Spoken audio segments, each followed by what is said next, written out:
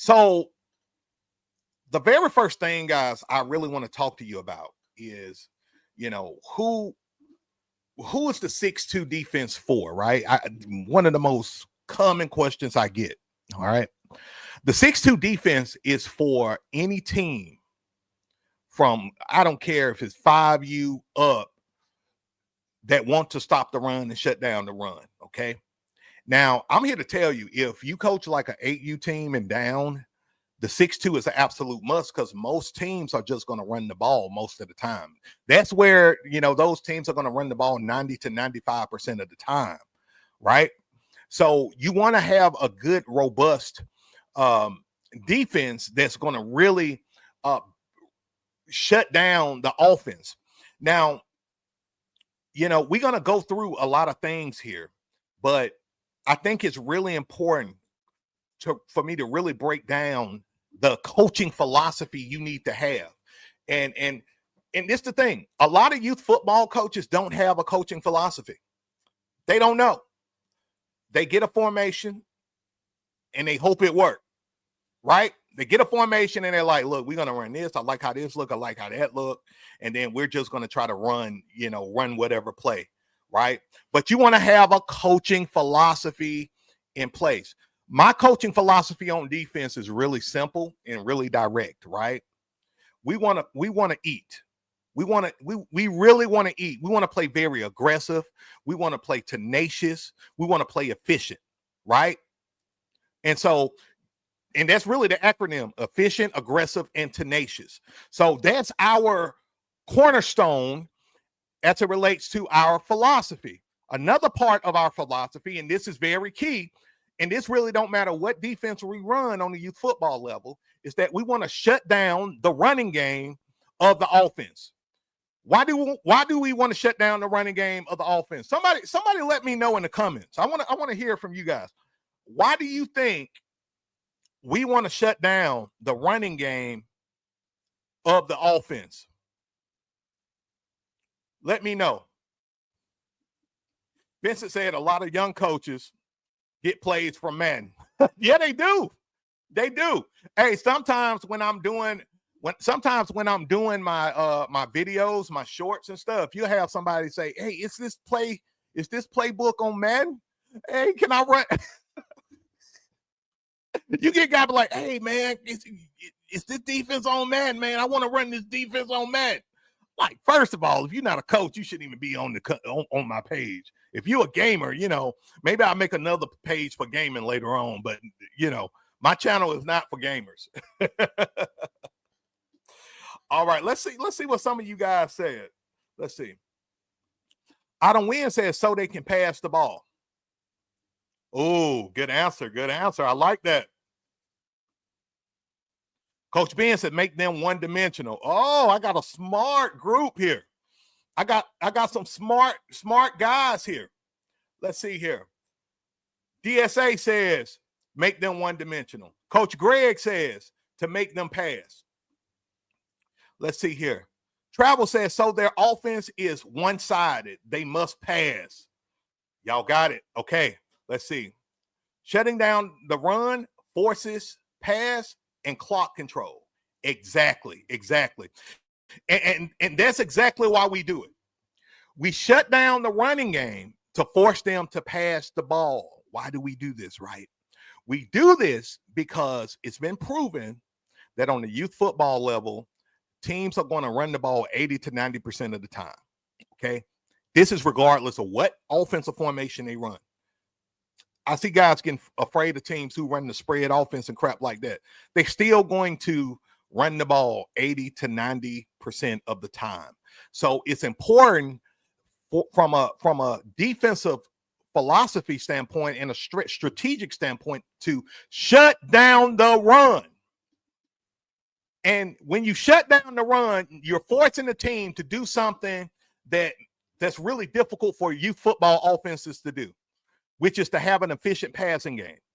Most youth football teams don't have an efficient passing game. So would it not be to your advantage to shut down their running game, shut down their quarterback, shut down their best athlete? You control the trenches, you eat that way, right? And now you're forcing them to do something they're uncomfortable with doing. And guess what that creates? That creates turnovers, right? This is why we do it. This is why we do it. So the first thing that I want to share with you guys is the type of personnel that you need or you want to have when you're running this, okay? And I'm going to try to zoom this thing up for you guys. Let me see here.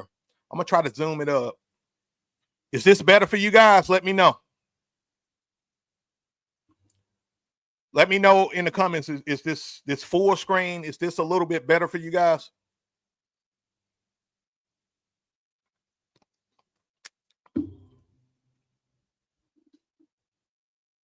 Good, good. We got thumbs up. We got thumbs up.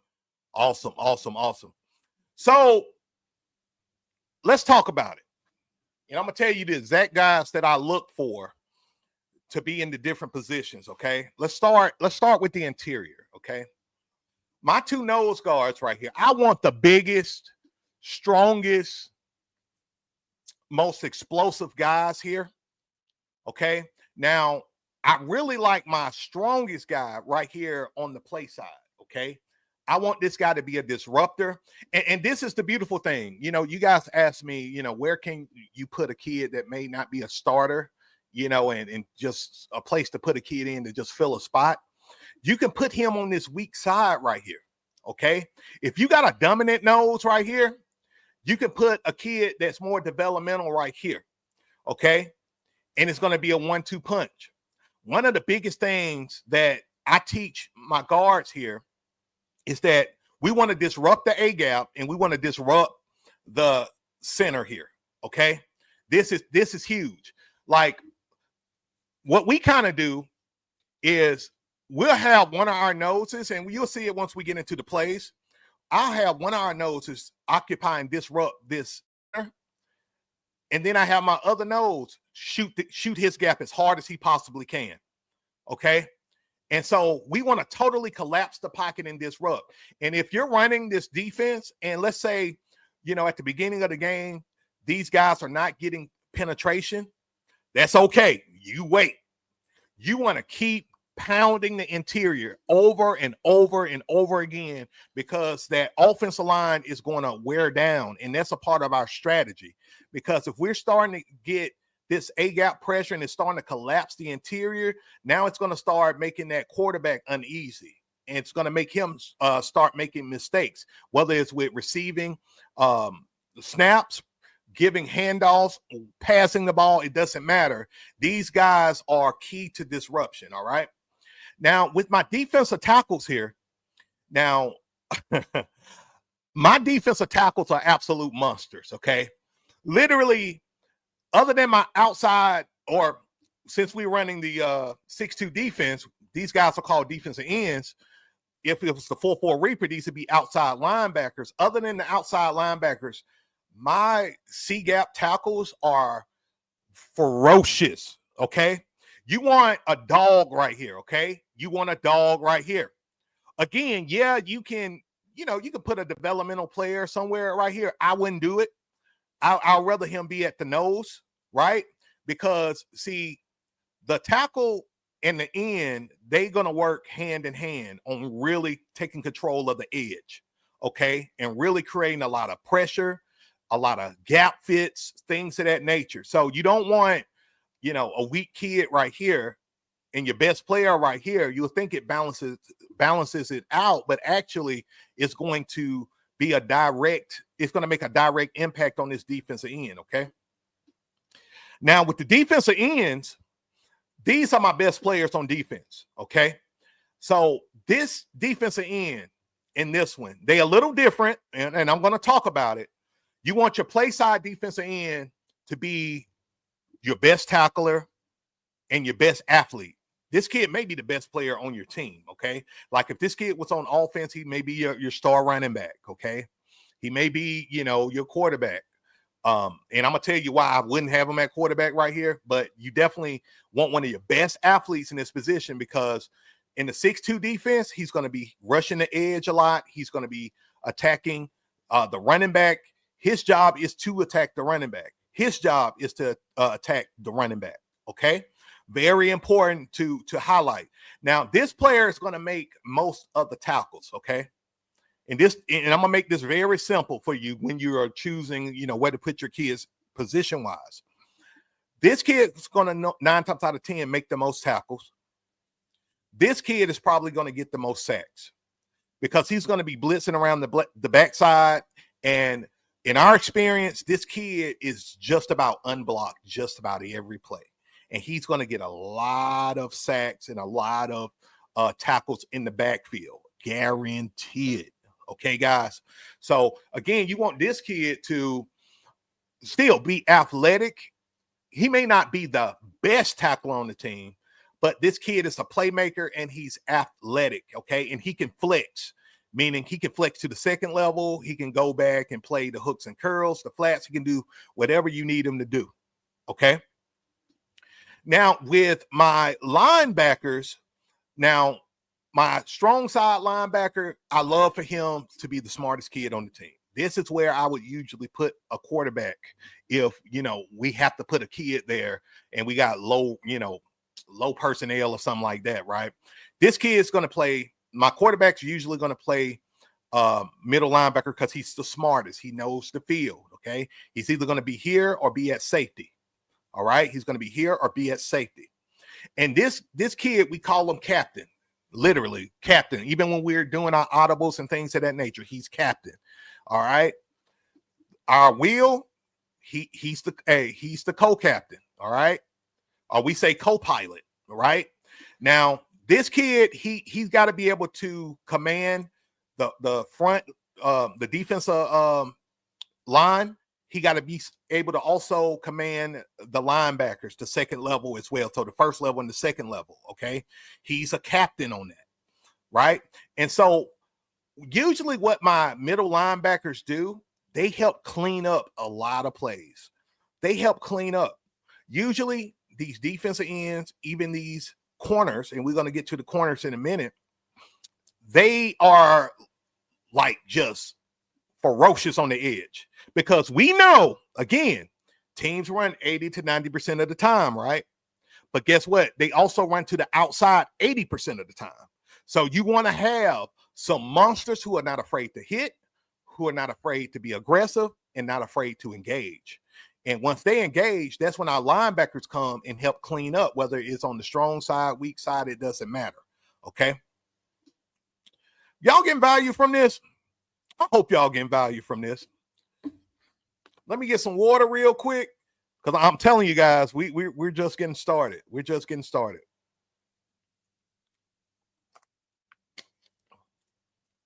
All right.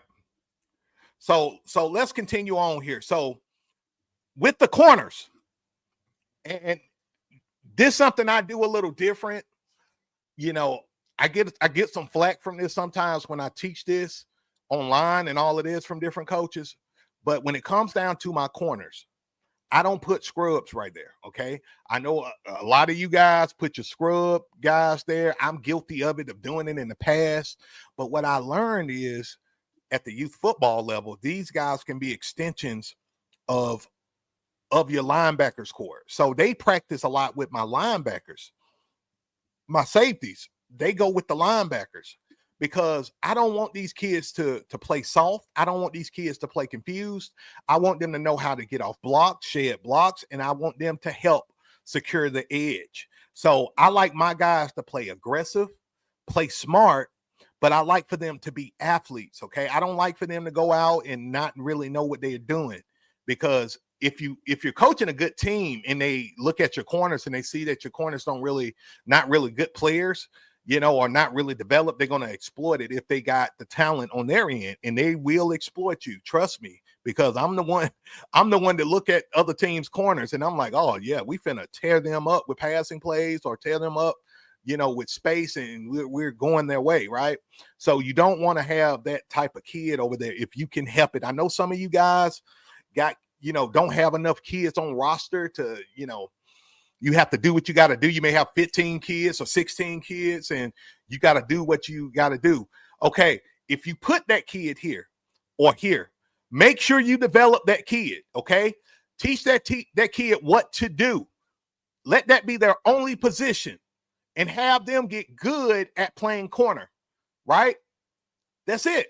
Just make them good at stopping the run, understanding how to read the hips of the wide receiver, read the hands, read the eyes of the receiver, knowing what to do, what key triggers to look for, to recognize pass, to recognize run, so you know what to do. Real simple, guys. Real simple stuff. And finally, we got our safety here. And anybody who's on my coaching staff will tell you I love my safety, okay? You definitely don't want to put a scrub at safety, okay? Because he's my, what I call hawk. He's my hawk, okay? Meaning he sees everything. This is where I would put the quarterback if I got somebody to fill this middle linebacker position. I'm putting my quarterback or one of the smartest kids on the team back here at safety. He has to be an athlete. He has to have some speed. He got to be able to fly across the field because, with 6'2" defense, we do a lot of cover one stuff, right? So he just has to be smart and understand what's going on, understand my calls.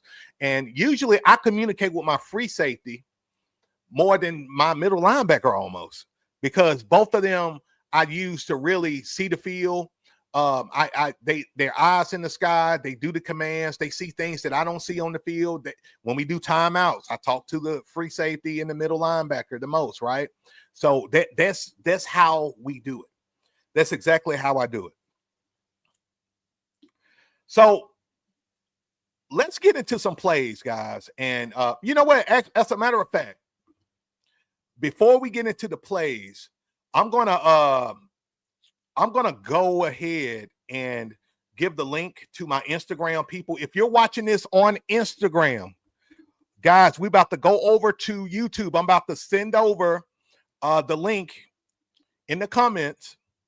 So you can come over to YouTube and ask your questions. Now, guys, it's 6:30 Central Standard Time, and it is live Q&A time. So what I'm going to do, guys, we're going to treat this almost like a coach's clinic, okay?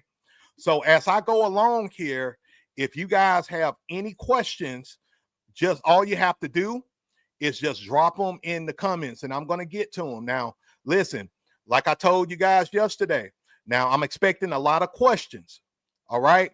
Now, if you want to guarantee that your questions are answered, all you got to do is hit the super chat. That's going to populate your question. It's going to guarantee that I'm able to get to your question on this show, okay? If you don't do that, it's fine, perfectly fine, but it just don't guarantee I'll be able to get to your question, okay? But I try to get to all of your questions, all right? All right, let's see. Coach Reynolds says, you're a true gem in the coaching community. Thanks for doing what you do. Greatly appreciate it. Man, I appreciate you, man. Man, I appreciate all of you guys. And you know what? Like, I don't say this enough, but I really appreciate each and every one of you guys for giving me your time.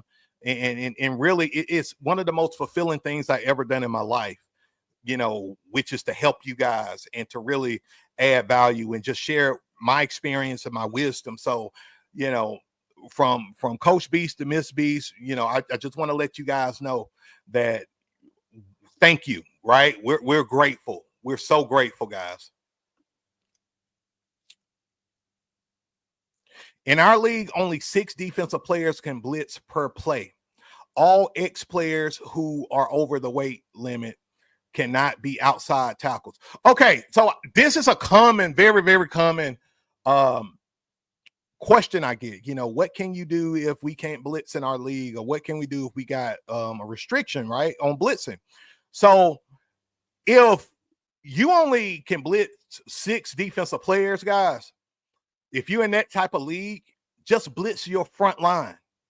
Just blitz your front line, okay? Blitz the defensive ends, the defensive tackles, the noses, okay? That's the simplest way. Just send 6. Okay, so even if you're in a league where you can't blitz, and I hear this a lot with guys who want to run the 4-4 Reaper defense, they say, well, in our league, they don't allow us to blitz at all, but I want to blitz linebackers. So, like, what do I do if I can't blitz, right? I say just go to the 6-2 defense. Bring those outside linebackers down and just blitz that way.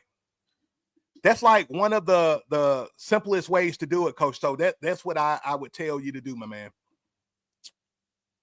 I don't win says taking mad notes over here. Good stuff, man. That's what's up. That's what's up. And that's not a bad idea, guys, on the show, because like the show today is it's a lot like a coach's clinic. And if you want to take notes, do it. Also, each show has a replay as well. So I post a replay immediately after the live show. So you guys can always go back to any of the shows, right? To be able to do what you need to do as it relates to taking notes and just getting these gems, collecting the gems. All right, guys. So let's get back to it. So the first play here, guys, I want to share with you. This is one of my favorite plays out of the 6-2, very similar to a play out of the 4-4 Reaper. This is 6-2 wide, Bama blitz, and I'm going to tell you what it's all about. This play right here is a tone setter, okay? So simply put, if you ever hear Bama in my system, that just means that's a linebacker B-gap blitz, okay? Just a B-gap blitz, all right? So if I let my linebacker know, okay, hey, let's stick to 6-2 Bama blitz, okay? They know they're going to blitz the B-gap. Noses blitz the A-gap. The noses usually blitz the A-gap the majority of the game if we're in 6-2, okay? And then, of course, our defensive tackles here, they're going to shoot that C-gap, okay? And with my outside guys, my defensive ends, we love for them to attack the edge, okay? We don't like for them to attack too sharp and really, lose their place with securing the edge. We kind of like a rainbow effect. Like I know I kind of got this. Let me go back here. I know I kind of got this where they kind of sharp. And let me see if I can move this stuff around a little bit. So instead of this linebacker, or excuse me, defensive end blitzing sharp like this, we want him wider, right? We want him wider, kind of a rainbow effect. So if this running back is trying to run to the outside, we don't want him to target the inside. We want him to target the outside. And this is why we teach hawk tackling a lot, guys. And this is why hawk tackling is so important. And we'll get into, that type of tackling and all of that later on. But if a running back is doing a sweep to the outside, we want our defensive end to stay on this guy's outside hip. And we want this kid to be, if our defensive end is not able to make the tackle, we want this kid to force back on the inside. Okay? And when we force him back on the inside, guess what? He's coming into our monsters. Y'all see that? And that's how we do it. We occupy the gaps. We create chaos. Again, it's super important to make sure that your defensive ends are not closed in. And y'all see how I'm all over the place right here. But y'all do not want your defensive ends closed in like this. Do not take this angle. Take an outside angle. Target those hips. All right? That makes sense? I hope it does. All right. Y'all bear with me. I want to make sure I get to some of your questions as I kind of go along here.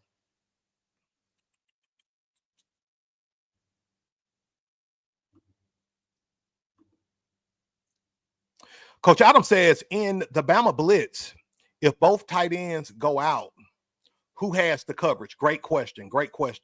Okay, so let me show you guys another play. So if there's two tight ends and they're going out, they doing something like this, they're doing something like that where they're forcing this defensive end to do something. What we teach our defensive end to do, you line up on the outside hip of this guy.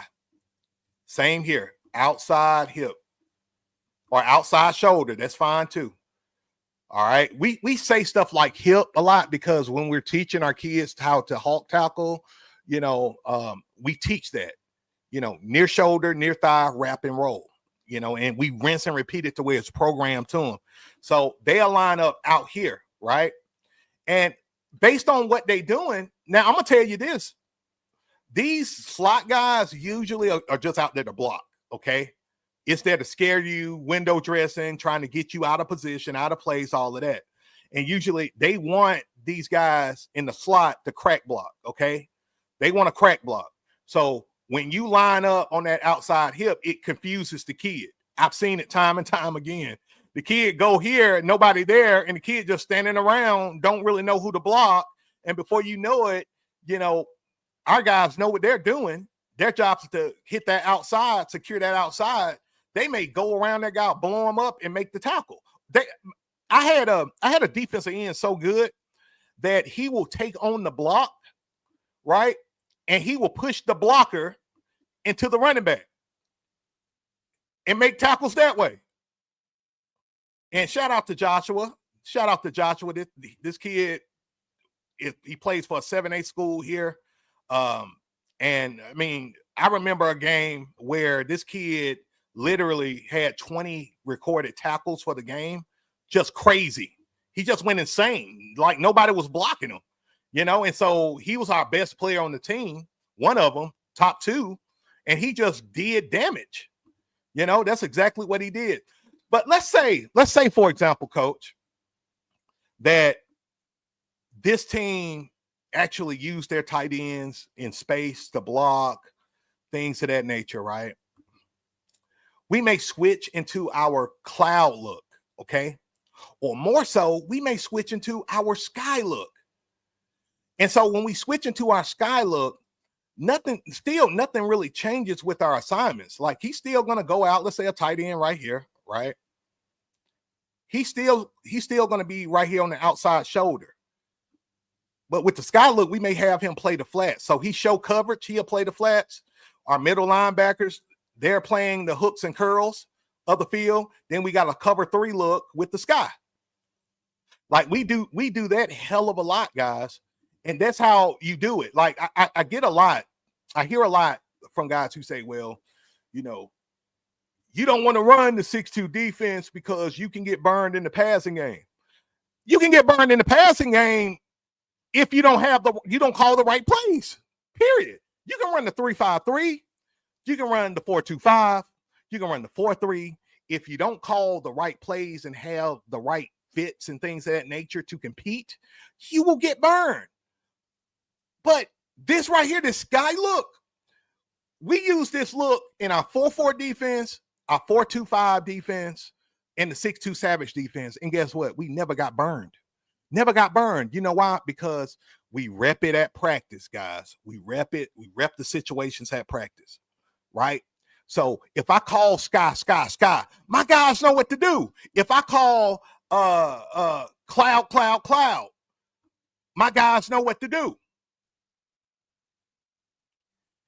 And what's so nasty about the 6-2 is during the course of the game, remember what I said at the beginning of the show, right? Our goal is to shut down the running game, right?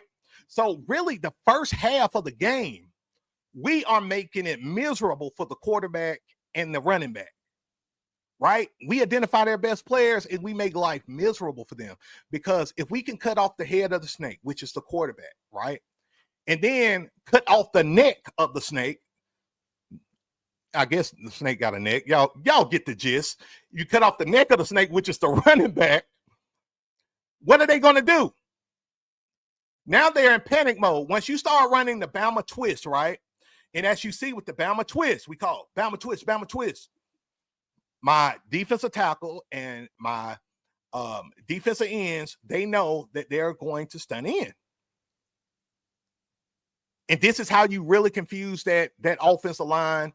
You confuse that tight end, that tackle, and then while confusion is going on the outside, right? The edge, the middle is collapsing because you're sending monsters in the middle. Y'all see that?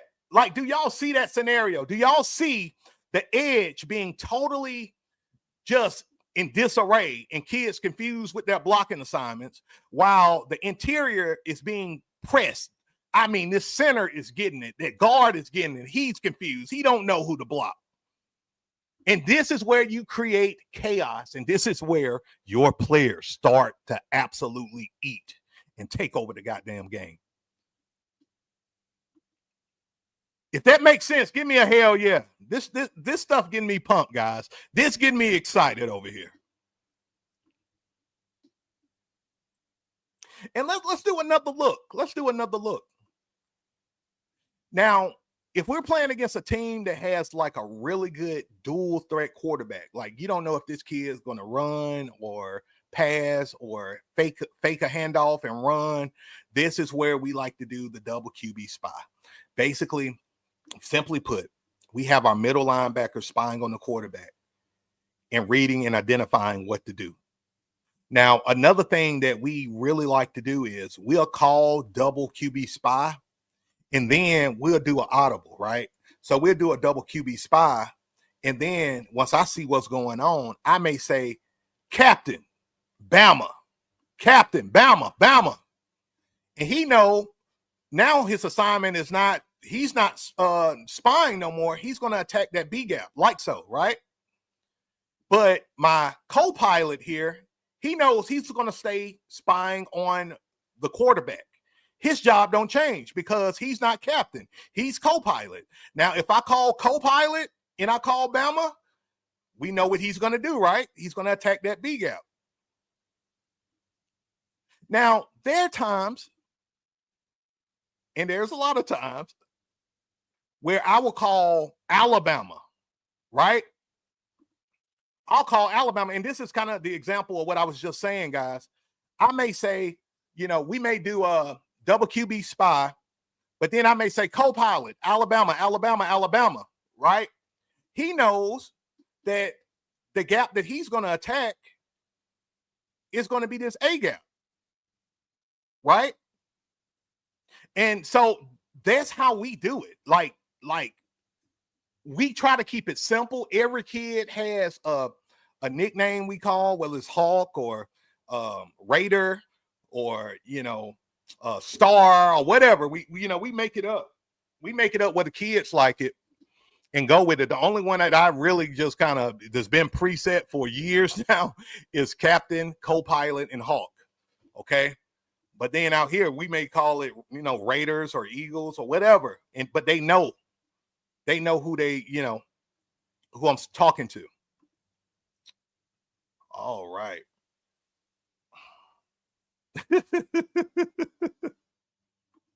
Eric says, shout out to Coach Potty Mouth. Man, bro. Man, I'm trying, man. I'm trying. Hey, I'm trying my best to stop the profanity and all of that, you know. But you know what though? Y'all got to get on the Miss Beast because she's a bad influence on me. When we got together, my cousin 10x'd because of her. Shout out to Miss Beast. Shout out to Miss Beast. Y'all gotta love Miss Beast. So, guys, are there any questions about what we have went over so far? We got about 15 minutes left with the live Q&A.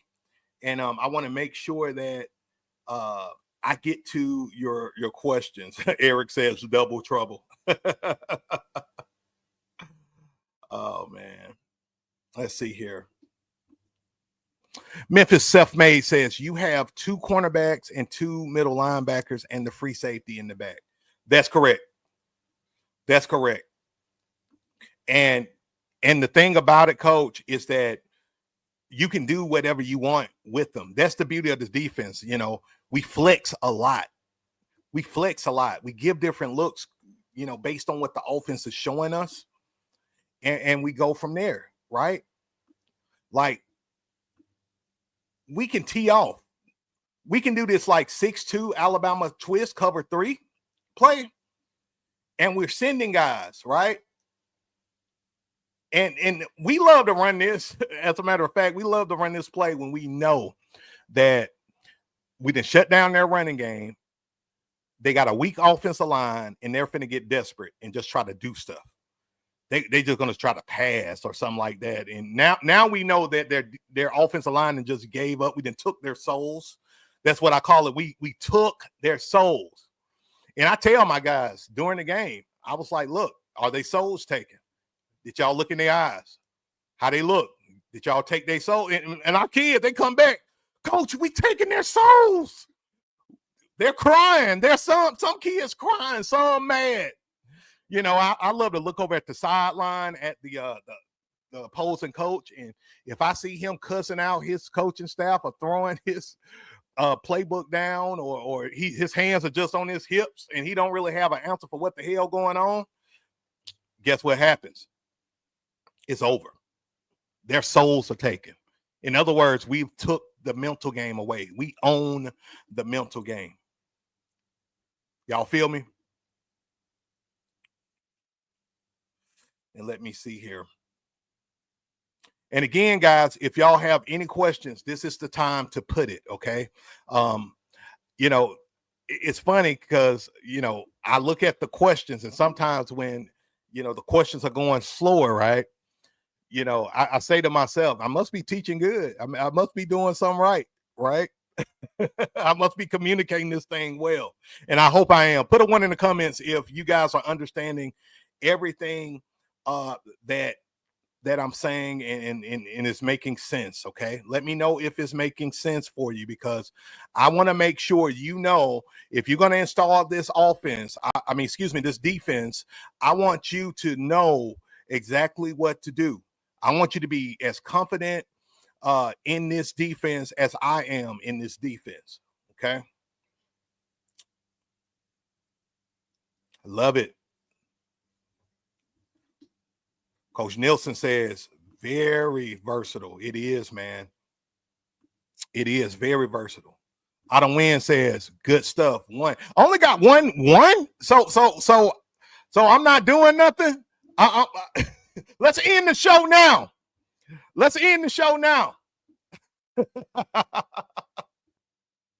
Okay, we got another one. Okay. I dig it. We got 3. We got 3 of 26. And y'all make sure, too, y'all hit that like button and subscribe to the channel if y'all getting value, man. Look, that's the best way to really help Coach Beast, is to hit that like button and subscribe to the channel, guys. I really appreciate it. The more you like, the more the show grows, the more the channel grows, the more that I'm going to be doing this type of stuff. I promise you that. Because we're going to make youth football great again. That's what it's about. Coach Deuce says the offense comes out in 2x2 and you're in base cover 1. Do your defensive end still contain? Absolutely, coach. And I'm gonna tell you why. Let me pull this up here. Let's just go to Sky, right? Let's just go to Sky. We don't really get afraid when teams go into like a 2x2 look, right? They line up in a 2x2. You know, they may try to freak you out with something like this. They may do something nasty, right? They may go into some kind of stack look, right? And you're like, what the hell going on? Well, we don't get intimidated by that kind of stuff, okay? Because again, we're still going off the data, right? I'm willing to take them running some kind of pass play, catching the ball underneath, right? And stopping them that way, or expecting a pass, but we play our zone. And that's something that I want to make very strong mention of. Guys, we play more zone than man coverage with our corners. You know, we like to play a cover 3 zone, right? Because we really don't want to give up a big passing play.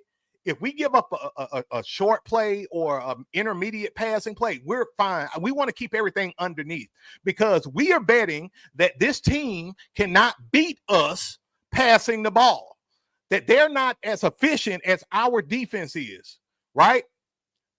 So that's what we do. We go on the data. Now, let's say we playing this team and they're in a 2x2 look, and they're actually passing the ball a little bit, right? They may do a bubble screen right here, you know, some kind of screen, slot screen pass. They may line up in the slot. I see this a lot, where they line up in the slot and they'll pass it to their man, and then they have a blocker right here. I've even seen this, right? They'll be like in either a stack or a slot look, and this kid will go into a screen and basically a pass, and then he got two blockers right here, right? Remember that our defensive end, his job is to key in on his running back regardless. So if this running back is coming out here for a screen pass, well, he already know he's going to secure the outside anyway, right? If he secure the outside and he know he's playing the flats, and let's say this slot guy all of a sudden tries to do some type of pop pass or something like that, look where he at. Look at where he's at. He's right here in the hooks and curls area, or the seams, depending on where you are on the field, where our linebacker is, and then we also got a cornerback here playing cover 3. He's in trouble, right? And so this is how we get a hell of a lot of turnovers on defense, is that, you know, these guys, they get desperate, and now they're trying to do, you know, an explosive passing play when we know what you're about to do, because you're not having no productivity running the ball, right? So that's how we do it in the 6-2. Great question, Coach.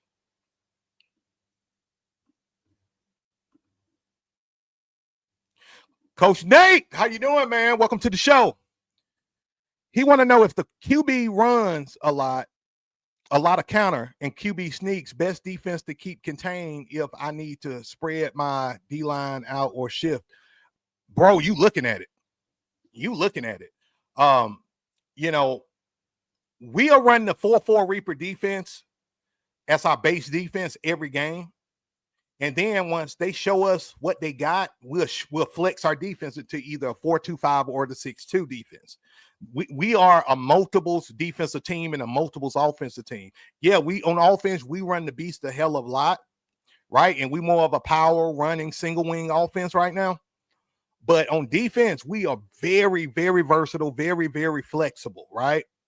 So again, if you got that player that, you know, you playing against a team where the quarterback is actually a good quarterback and he runs a lot and do counters, we'll go into, you know, wide cover 3 spy. As y'all see, we got 2 spies here, and we can have them do anything they want. We call California, right? Or we'll say Cali, co-pilot, Cali. And he knows that his job is he's going to blitz the outside. He's going to come around, right? So while this weak side defensive end, he's blitzing the edge, he's going to come around and help. Like so, right? So, and to your point, you know, a lot of teams in youth football got a good quarterback that's more of a dual threat type of kid. And this is why, you know, we collapse this pocket too, because if this kid is getting hit and rushed by a kid that's 190 pounds, 240 pounds, guys, I had a year where my 2 interior kids, I had, kid you not, I had a kid, shout out to JJ. This kid was 240 pounds. And he wasn't like big and sorry. This kid was like big and explosive and strong and smart, super smart. Best offensive lineman I ever had, right? And then I had my other dog right here, right? He was more of kind of he was strong too, but he was like just explosive in the gap. So I'll use my strong guy to just totally knock the head, you know, just knock the helmet off of the center, occupy him, he shoot the gap. Now you got messed up pressure. Now these guys are either pushed back or just guys are going totally unblocked. And now the quarterback is just finna get crushed. Or he's going to be pressured to run or scramble, and he run or scramble. Look what he's running into, right? If he try to go on the inside, it collapses. And then he got the 2 spies right here, right? That help clean up. And that's how we do it. Gap discipline, controlling the trenches. That's what we do, guys. Guys, y'all get me fired up, man. Y'all got to stop it. Y'all got to stop it.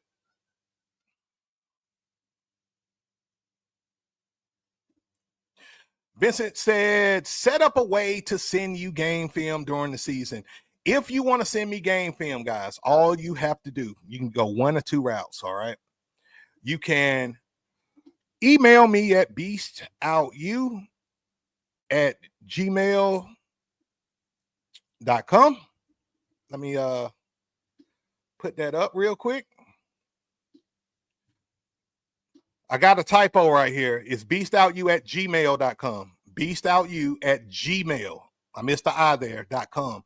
So if you want to send me game film, guys, you can email me. Number two, this is the best way. This is how I get game film from a lot of you guys, is just send it to me via Instagram. Just DM it to me.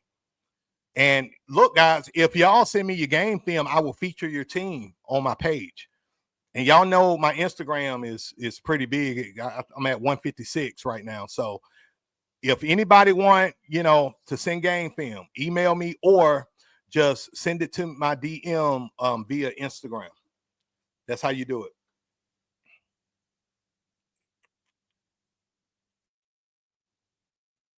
Got to give a shout out to Coach Council. Shout out to you, Coach.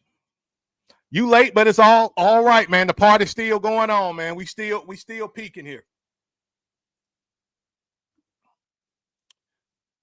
And Coach want to also know the best defense for elite teams. So when it comes down to elite teams, Coach, I put them in the same bucket. Because, like, for me, my philosophy is my philosophy, right?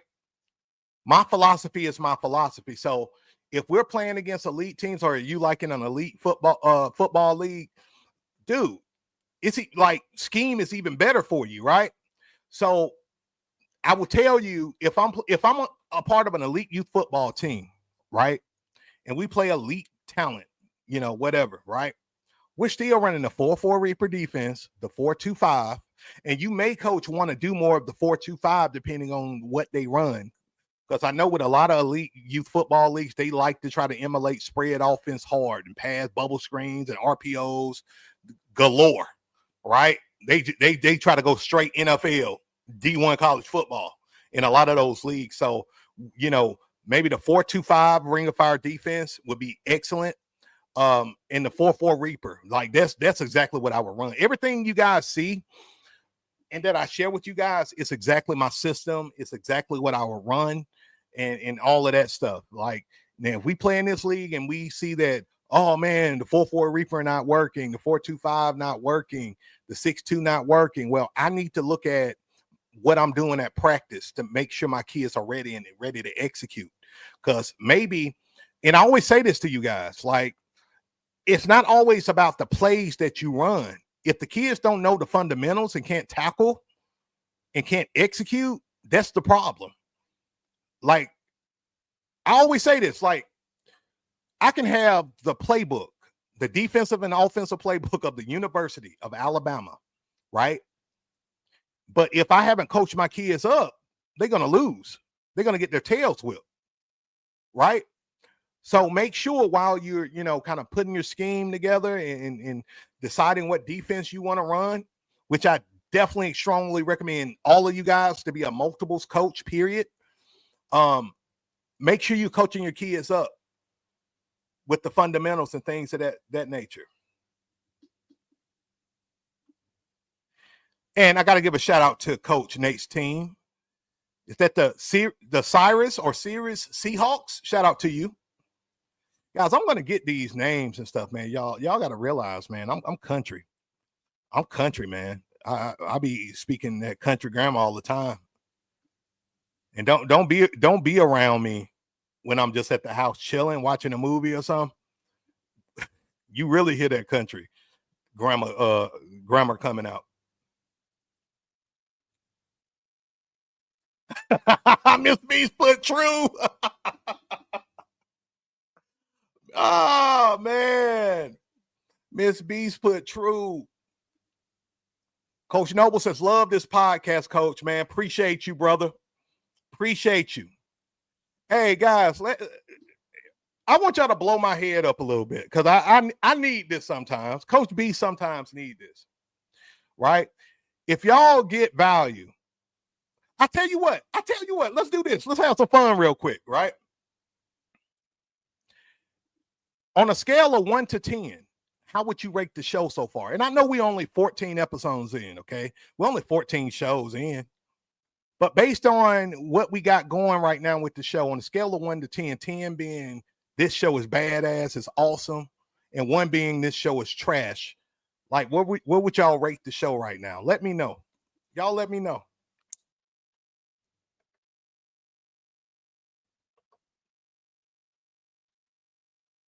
Oh, that's a good one, Coach Deuce. 30. Coach Deuces have to do a video on how you teach cover 3. Absolutely, Coach. I'll do that, man. That's a great one. That's a great one. I'll definitely do one on that, Coach. Coach Eric says he'll rate the show a 37. Let's go. Oh, man. Coach Nielsen, 10, no doubt. 20. Shout out to you, Coach. Let's see. 100 out of 10. Man, y'all, man. Y'all something else. 10 all day. 10. Coach Reynolds, 10. Man, I appreciate y'all, man. I appreciate y'all so much. Because really the show wouldn't be what it is without you guys. Y'all really like fuel me, get me excited and all of that good stuff. Coach Adam says, Coach Beast is the man. 9, always can improve. I feel you on that. I agree. Let's see. Urban says 10. Love the mentorship and the breakdown on the different formations, man. Appreciate that, man. And that's what I want to do, man. Like, it's a lot of content creators out there, not knocking on any content creator because I love and respect content creators. But sometimes, like, you can over communicate and be too complicated. You know what I'm saying? Like, you can be too complicated with how you teach to where, like, even me, which I'm somebody who's, I consider myself to be an intelligent person. Sometimes I'm watching some videos like, what the hell he talking about? So I like to simplify it too, guys. So, everything makes sense for you. You know what I'm saying? Coach Deuce, 20. Good shit. I love it. Coach Vincent, 10. It is helping coaches, which actually will then help the youth. Exactly, man. We're trying to make youth football great again, right?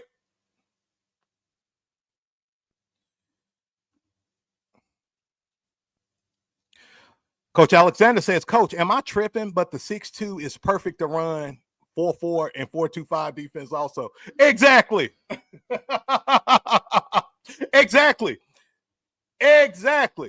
Like that's the purpose, right, of why we do it. And that's why I say, guys, we are a multiples defense, right? We can flex this thing. Let me go up real quick and let me show y'all what I'm talking about. Let's go to the Bama blitz. So if you wanted this to be a 6-2 defense, guys, simple. Just bring your linebackers back, your outside linebackers back. Now you got the 6-2 Reaper defense, right?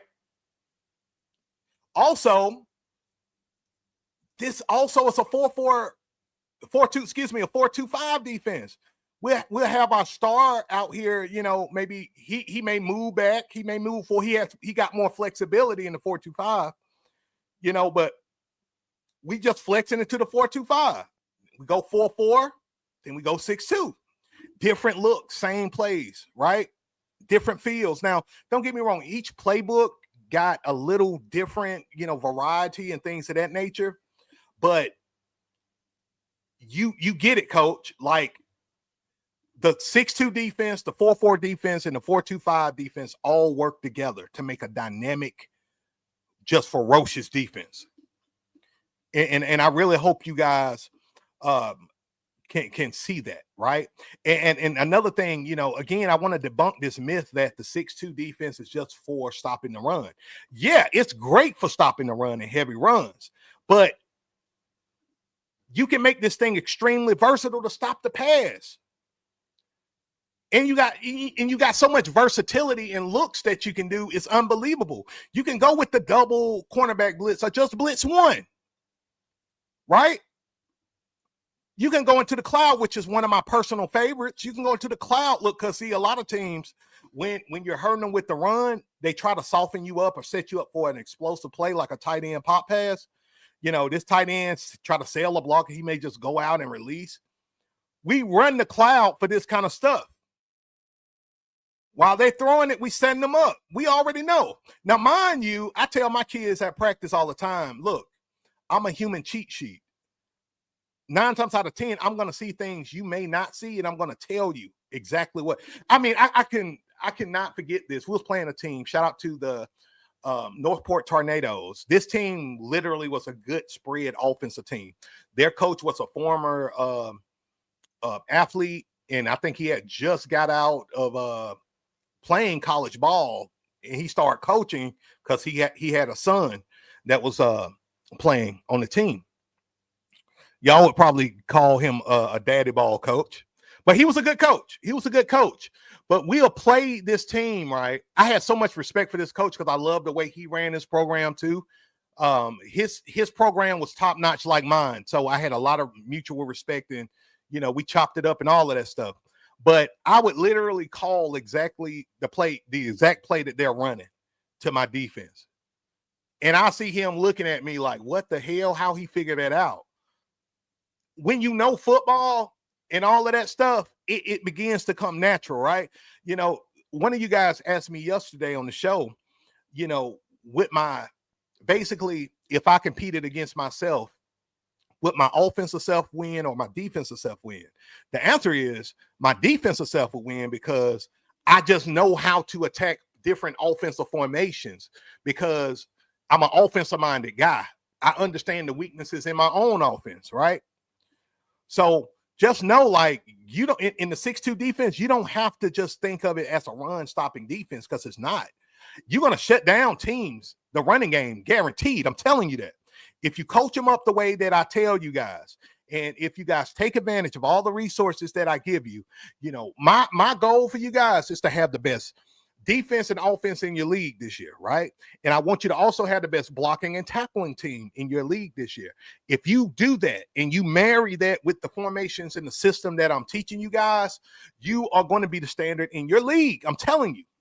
And you're going to have coaches who get beat coming to you, shaking your hand, be like, man, look, I respect you guys so much. Like, I really admire. I never forget, shout out to Coach O. I had a coach who was playing them guys. We beat them. And I remember him coming to me. He was like, I got so much respect for you because of how you guys win. He said, y'all, if any team play us, they have to beat us because we don't beat ourselves. Right? And that's kind of a reputation we got in our league, that we don't beat ourselves. You have to beat us if you're going to beat us. Right? And guys respect the competition. Guys respect the competition, and that's what it's all about. Coach, want to know, how often will you be going live and doing podcasts? And also, will you travel later on the road as a speaker for teams who, for teams that would be hella dope? Hey, bro, great questions, man. I love it. So first of all, the show is Monday through Thursday, 6 p.m. Central Standard Time. If you haven't already, Coach, definitely subscribe and hit the notification bell. You'll be notified when the show is on. But we're here Monday through Thursday, 6 p.m. Central Standard Time. Okay.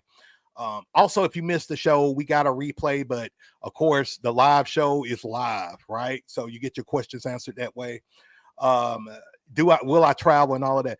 Okay, so what's funny, guys, about that is I do travel and speak to programs and stuff like that. Okay, and I do speak and all of that stuff. As a matter of fact, I hope I'm not blowing this, but I did a podcast earlier this week that was awesome. Shout out to Morning Brew, with Coach Stu. That podcast, I was on that, and I also got a really big one coming up, guys. I don't know if I should share it yet. Let's just put it like this. I got upcoming podcasts to be on with a big news station in the Phoenix, Arizona area really soon. So once, you know, all the business and all of that is legit and panned out, I will be announcing that officially soon. And look, guys, I will come and speak and things of that nature to your program. The problem is, you know, some guys will ask me to come and speak and they want me to come and speak for free. And that's something that I'm not able to do, guys, because number one, I'm running this full time. So if I go travel and speak somewhere for free, I'm losing not only time, but I'm losing money towards my family, all of that. So if you guys are interested, though, in having me come and speak to your program, all you got to do is, again, just email me, okay? Email me at at beastoutu@gmail.com. I was about to give y'all another email. But just email me at beastoutu@gmail.com, all right? Great questions. We got a lot of big things coming down the pipe, actually, but I got to save that. Coach Dew says 6'2" just morphs into about every other defense. Can even get into a 5'3" or 3-3 stack. You sure can, man. You sure can. You know, the thing about it is, and look, guys, and this is kind of a good place to kind of land the plane on the show if you guys don't have any more questions. But don't follow the crowd. Youth football and just coaching in general is all about everybody trying to follow the crowd and jump on the next hot thing and all of that good stuff. Be different. Don't be afraid to do something because people are going to judge you for it. They're going to judge you anyway. They're gonna talk crap whether you win or losing, period. I don't care what you're running. So it will be to your advantage to run something that's going to give you a competitive advantage on the field. This is why I say run the beast offense. You know why? Because most youth football coaches don't know how to defend against it. They don't know how to teach their kids how to adjust and adapt. Why wouldn't you run this single wing offense? Why wouldn't you run that single wing offense and win yourself some games and win in convincing fashion? Right? Football and just about any other sport is all about matchups, y'all. You want to be a matchup nightmare. You don't only want to just run, you know, one formation and you know, that's it, and just think you're just gonna run amok. Now, some teams can. A lot of teams have won championships running one formation and all of that, right? But my point is, you don't want to be one-dimensional. You want to be versatile. I teach versatility, right? So if we are stopping a team that runs heavy, we stopping them in the 6-2 defense, and then the next team we play the following week run spread, and the 6-2 not as effective, we'll flex into a 4-2-5. So we can play every area of the field easier. Right? And that's how we do it. We just change the rules and assignments a little bit when we flex. That's it. So who is the 6-2 defense for? The 6-2 defense is great for teams that need a better defense in terms of stopping the run, that needs to get to the quarterback and the running back faster, more effective, more efficient. If you got some monsters and you need to put them somewhere, you want to run, you want to run the 6-2 defense because you're going to really control the trenches. And that's another reason why you run this. This defense is really for any age group. You know, like just make sure that the league you in allows everything to happen, because with some of your leagues, the 4-4 defense is better, but for most of your leagues, the 6-2 defense is better. And so you may want to run this defense if you want that advantage. And look, this is the thing. If you're a 5U, 6U coach up to 8U, like it's a no-brainer. It's an absolute no-brainer to run this because they're going to run the ball most of the time, literally 95% of the time. So control the trenches with this defense. We won a championship, 12U running this defense. So don't think because you coach a 12U team, 10U, 9U, 14U, whatever, that you can't run this. Hell yes, you can run it. I got some junior high JV coaches running the 6'2", especially junior high guys. They run the 6'2" because they in a league where teams run double wing and, you know, T formation and stuff like that. And so they run the 6'2". Why not do it?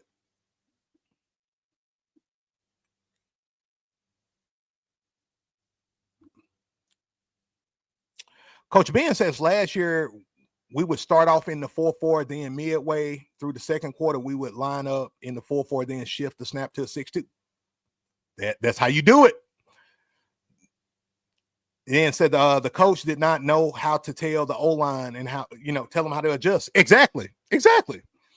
That's very similar to what we do. We will start in the 4-4, especially the first quarter. Second quarter, by the time we get to the second quarter, we know just about all their core plays and what they're going to run. We know what's coming later on is their gadget plays. So if we know what their core tendencies are, whether they are run heavy team, balanced team, spread team, RPO, whatever, then we will adapt. So let's say we playing a team, we're running the 4-4 Reaper defense first quarter. Then we realize that, okay, we got some weaknesses here. We may do a little bit better in the 6-2. We'll switch to the 6-2 second, third quarter. Now we seeing them get shut down. They in trouble. Like usually I'll tell you guys this. This is like a nugget. I like to figure out what they're doing in the first quarter. Then I like to take their soul in the second quarter. Then in the third quarter, I know that they're going to try to do some desperate stuff, right? They're going to try to throw the ball, trick play, reverse, you know, halfback pass, you know, tight end pop pass. They're going to try to do something, you know, to get us off. And that's when we know, okay, cloud, sky. And they know what to expect. And also we rehearse this at practice. So when I say these things, they just like I'm teaching y'all the game, I'm teaching my kids the game too. So that's what we do.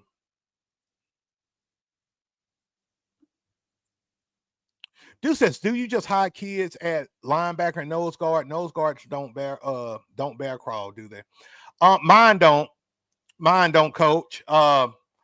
Yeah, most of my kids that I like to hide, my developmental kids, I like to put them at that weak side linebacker position.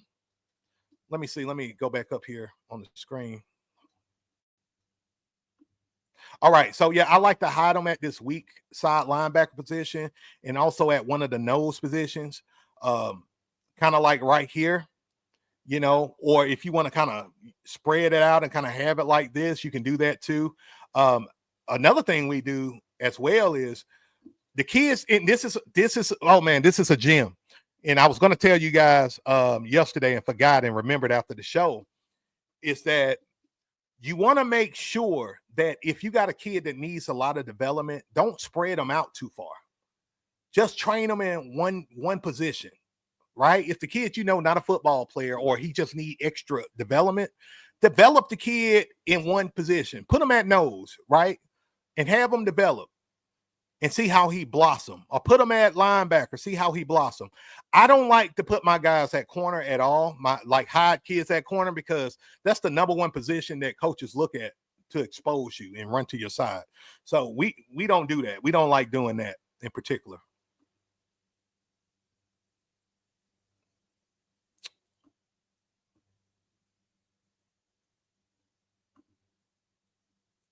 All right, Coach Dilly. He says, I was going to say I'm attacking that with backer, wing T belly, or counter against that 6-2. But see, this the thing. Hey, and actually, of course, y'all know I'm a wing T guy. I played wing T in a wing T offense for most of my high school and junior high career. Okay. And the wing T is a great offense. But like I told you guys yesterday, the key to stopping these tried and true formations, these single wings, these double wings, these wing T's, gap discipline. Gap discipline. right? Because like you said, coach, you're going to do counters, you're going to do bellies, you're going to do traps, you're going to do buck sweeps, you're going to do all that stuff, right, coach?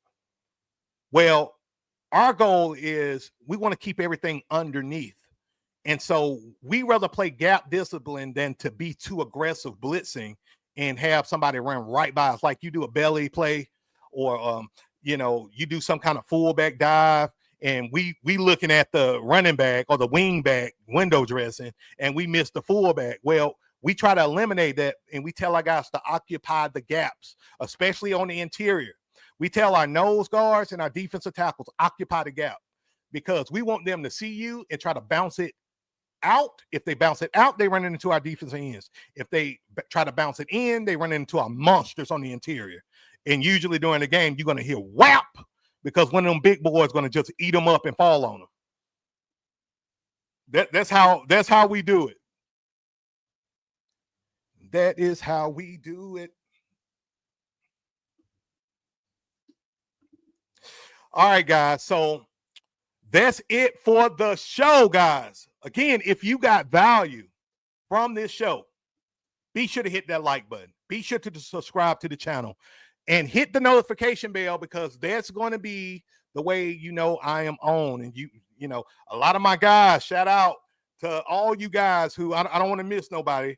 So shout out to all of you guys who come on before the show even start, right?